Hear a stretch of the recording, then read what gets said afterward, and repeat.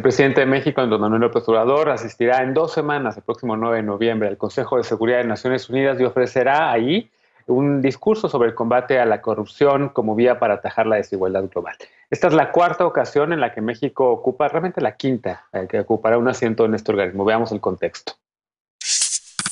El próximo 9 de noviembre, el presidente López Obrador asistirá al Consejo de Seguridad de la ONU. Será la primera vez que el mandatario mexicano ofrezca un discurso presencial ante miembros del máximo organismo multilateral. Esta semana adelantó que hablará sobre combate a la corrupción en el mundo como vía para atajar la desigualdad. Durante la visita del Ejecutivo Federal, México reemplazará a Kenia en la presidencia del Consejo de Seguridad. La presidencia se rota mensualmente entre sus miembros conforme al orden alfabético. Es la cuarta ocasión en la que nuestro país ocupa un asiento en el Consejo de Seguridad al que pertenece desde hace 11 años. En el primer periodo, impulsó el proceso de descolonización en África. El segundo, en plena Guerra Fría, México votó en contra de la injerencia soviética en Afganistán y en el siguiente periodo, de 2002 a 2003, se opuso a la invasión de Irak tras el ataque terrorista del 11 de septiembre de 2001, aunque después cedió. En su cuarta participación, de 2009 a 2010, México buscó aumentar la tensión en la crisis que ya enfrentaba Haití y se aprobó la resolución 1882 propuesta por nuestro país para que las naciones miembro de la ONU velen por la protección de los derechos y el bienestar de las infancias afectadas por los conflictos armados. La Cancillería mexicana informó que para el periodo 2021-2022 la agenda de México se enfoca en la protección de grupos en situaciones de vulnerabilidad, el tráfico de armas y el empoderamiento de las mujeres a través de su incorporación en los mandatos y actividades del Consejo de Seguridad. Punto y contrapunto. Segundo tema a discutir, Antonio, el tema de México en el Consejo de Seguridad. Realmente son 5 ocasiones en las que México ha estado. Faltó en esa nota hablar sobre, pues la primera, la de 1946, cuando apenas estaba instalando, que fue breve, pero digamos también cuenta.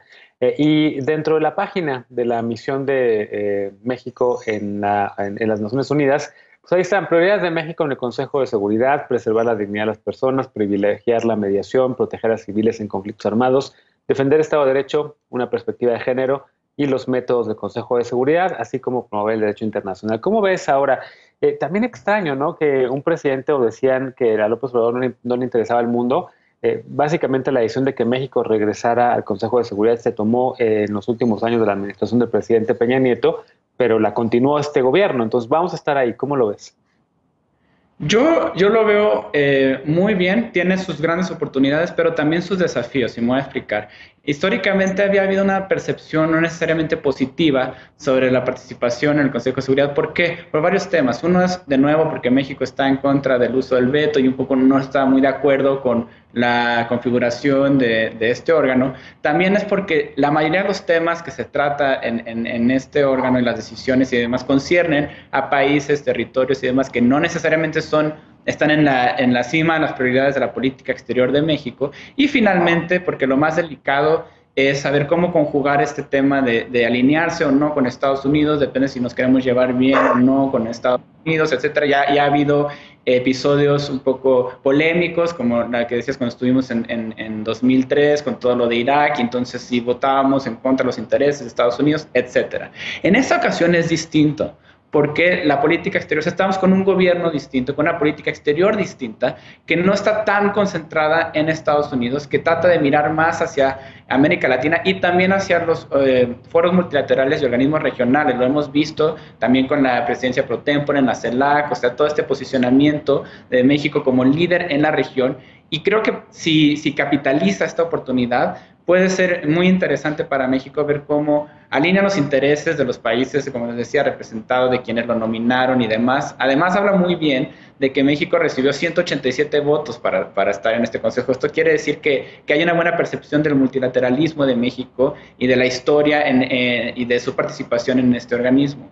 Entonces, creo que si México aprovecha las oportunidades y la negociación y el diálogo que puede surgir de aquí, puede posicionar su propia agenda, como lo mencionaba también Raquel en el bloque pasado, por ejemplo, reformar el Consejo o ver temas de la resolución, por ejemplo, de Haití, que es de un interés para México, posicionarse en líder de América Latina, ver cómo prolongan la asistencia humanitaria, etcétera. Y lo que me preocupa a mí, por eso decía que hay también desafíos, es la consistencia con la agenda de las decisiones internas y domésticas. ¿A qué me refiero? A que si vamos a hablar de corrupción, de igualdad de género, de protección de los derechos de los grupos vulnerables, etcétera, y tenemos una trayectoria en la que hemos caído en el ranking en algunos rankings de indicadores de corrupción, en los que acabamos de atravesar el mes más violento para las mujeres y demás, puede haber un tema ahí de congruencia y de consistencia entre la política exterior, que como dice el presidente, la mejor política exterior es la política interna. Entonces vamos a ver qué pasa allí.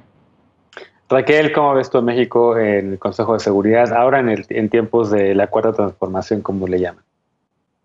Coincido en gran parte con Antonio. Creo que va a ser, el mayor reto va a ser poder lograr este liderazgo que pretende tomar México, sobre todo en la región, con este choque entre la narrativa que se tiene de una transformación en política exterior. No tenemos una política exterior feminista, progresista, solidaria, pero que realmente pues las acciones hablan mucho más que esta narrativa que ha planteado el gobierno, ¿no? Pienso especialmente en temas de América Latina, si bien ha tomado el liderazgo de ciertos foros, ¿no? De ciertas resoluciones en el propio Consejo de Seguridad, el hecho de tener ciertas abstenciones en temas sumamente delicados, como el tema de Venezuela, recientemente con la última resolución de la OEA acerca de la liberación de presos políticos de Nicaragua, creo que lo pone en una posición muy complicada con otros líderes de la región.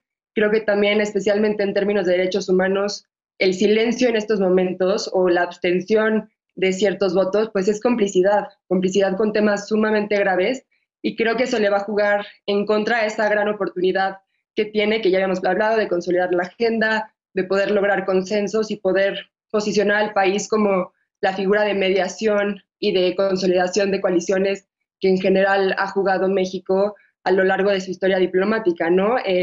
Creo que también el hecho de no poder contar con cierta interlocución, sobre todo a un nivel más alto, ¿no? Con otros mandatarios, con otros cancilleres, por la propia postura del presidente de no asistir a ciertos foros, de dejar o menospreciar este tipo de dinámicas por el propio eje que ha tomado su política exterior, creo que puede ser alguno de los principales retos que se debe enfrentar.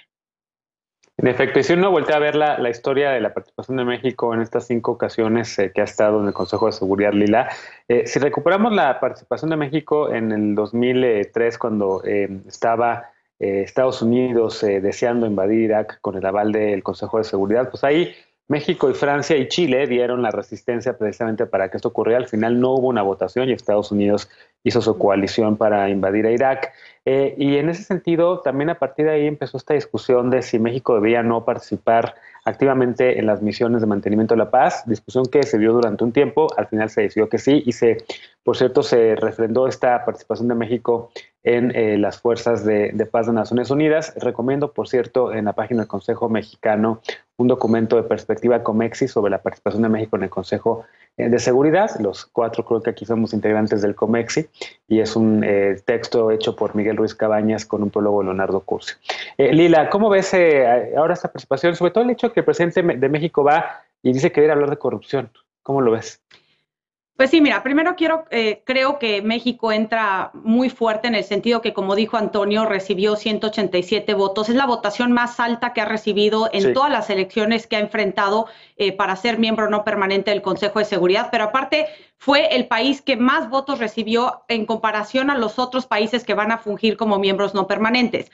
Ahora, creo que México puede lograr varias cosas importantes. Primero, al principio de la pandemia aprobó una resolución respaldada y copatrocinada por más de 110 países de las Naciones Unidas para que las vacunas se consideren bienes públicos y que la Organización Mundial de la Salud sea la instancia que las certifica. Eso me parece que fue una gran propuesta e iniciativa por México, por parte de México en plena pandemia. Creo que, de nuevo, si logra reestructurar el Consejo de Seguridad, sería un logro tremendo, no solamente para México, sino para la comunidad internacional, porque esto permitiría que el Consejo de Seguridad enfrente desafíos sin el voto indiscriminado del veto, que es lo que está proponiendo México, al igual que Francia, que se pueda usar el veto siempre y cuando no esté atentando contra las comunidades. Es decir, cuando hay una cuestión de crímenes de lesa humanidad o atrocidades, ahí sí no aplica el veto. En donde creo que México es muy incongruente, es donde trata de hablar de temas de género y temas de corrupción.